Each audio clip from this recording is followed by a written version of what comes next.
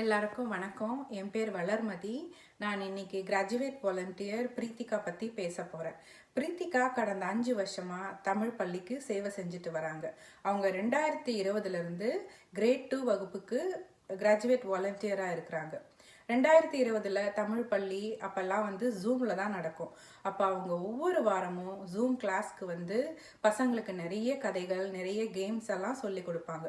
ஒவ்வொரு வாரமும் எங்க கிளாஸ் பசங்க எப்படா மணி 12 ஆகும், எப்ப பிரீத்திகா அக்கா வருவா, நிறைய கதைங்க கேட்கலாம், கேம்ஸ் விளையாடலாம்னு காத்துட்டு இருப்பாங்க.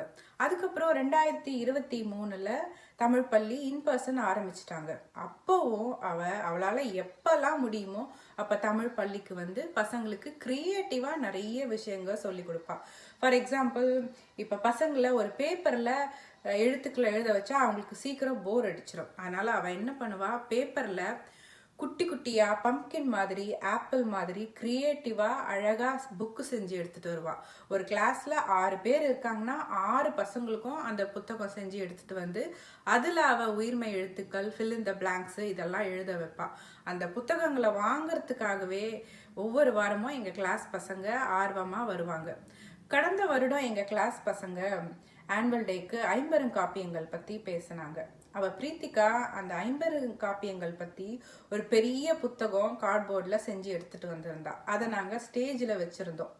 அதை பார்த்த எல்லாரும், இந்த மாதிரி புத்தகம் கார்ட்போர்ட்ல இவ்வளோ அழகா கடையில வாங்கியிருந்தா கூட யாராலையும் செய்ய முடியாது, இந்த பொண்ணு ரொம்ப அழகா செஞ்சிருக்கா அப்படின்னு சொல்லி எல்லாரும் அவளை பாராட்டினாங்க. பிரீத்திகா இப்ப ஹைஸ்கூல்ல முடிச்சுட்டு காலேஜுக்கு போறாங்க. அவங்களோட காலேஜ் வாழ்க்கைக்கு எங்களோட வாழ்த்துக்கள்.